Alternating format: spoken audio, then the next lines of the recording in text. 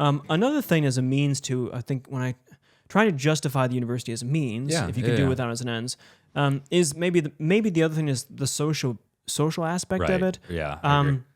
I think there's something about America, colleges in America. There's the bad side of it. That this is a place where the moral law is suspended for 4 years.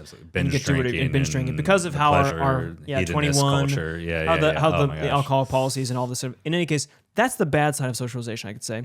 But I think there's also a great good of socialization in college that can't be gotten in other places. It seems you're usually with people who are more or less your same age, from similar backgrounds. That could be a problem too, but and also people that are like-minded in terms of abilities and desires and such. So it is a problem that in colleges you start to silo off and you don't get to meet always with people, and you might think I only talk to people of a certain intellectual level. I mean, Charles Murray points this out in Coming Apart, the book on America, and the continual stratification of this. So that's a problem. But there is a sense in which college provides you to live in a small village, basically, with its own common goods, its own political kind of goods, and provides you with knowing people for friendships. But also, I mean, dare I say, the MRS degree, it's likely that you'll find a spouse if you're especially going to a Catholic school or something. Yeah. Whether you're a guy or a gal who you want to marry and who has enough like you, similar interests, similar cognitive background, similar whatever, that might be a good foundation for a marriage. Now that brings up questions like what is, and this is a larger episode, like, well, you have to marry someone always in your socioeconomic background and such. But I think many people marry in college, and when they get out of college, they actually have a hard time finding marriage, people for marriage. I mean, when we're looking at the social element of college or university experience, I think I have two things that jump to into the spotlight for me. And the first is kind of what you're alluding to. Currently, our society and our culture has delayed maturation to the university years. Yeah, that's right. Like the coming of age is not in high school anymore. Yeah, the coming of age is in the universities. And I think that brings up the first point is our pastor down at Charlottesville, Father Walter. He used this line and has always stuck with me. He's like, the unique thing of engaging and dealing with college students nowadays is that they are searching for two things simultaneously.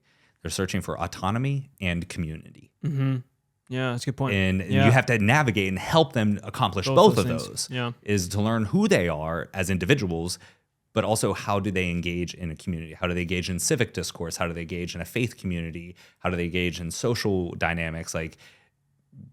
Because both of those have to be accomplished at the same time. And up until this time of the university years, they haven't been able to do that. They've been dependent and everything has been forced to them.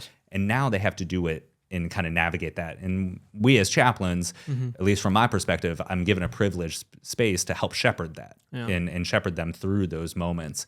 The other thing that I always talk about, especially with our graduating students, is when you look at it, once they complete college or the university, that is the last time in their life that they will be surrounded by proximate peers. Yeah, that's fair. And thus, because of the, like you said, it's kind of a fabricated or forced village setup, but they're around their peers in very close proximity. And because of that, relationships become very accidental.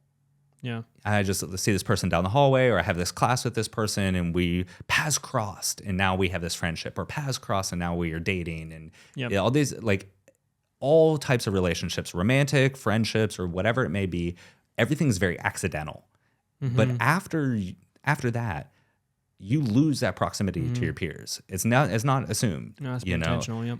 So now all of your relationships have to become intentional. Yeah. And that's a really, really hard shift for a lot of our students who go from college into a professional life and don't understand that almost tectonic shift that happens now, because you're moving from 20 some odd years of always being next shoulder to shoulder with your peers, whether that's in age or in socioeconomic or in intellectual capacities. You're with your peers. Yeah.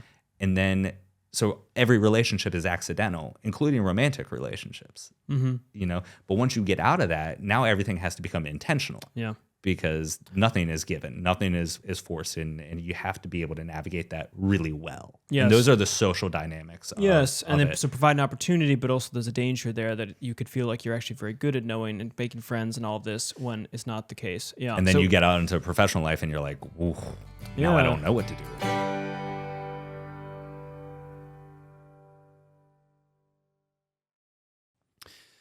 Father Bonaventure, if you had to choose between getting Warby Parker glasses, subscribing to a YouTube channel, or flossing your teeth, what would you choose?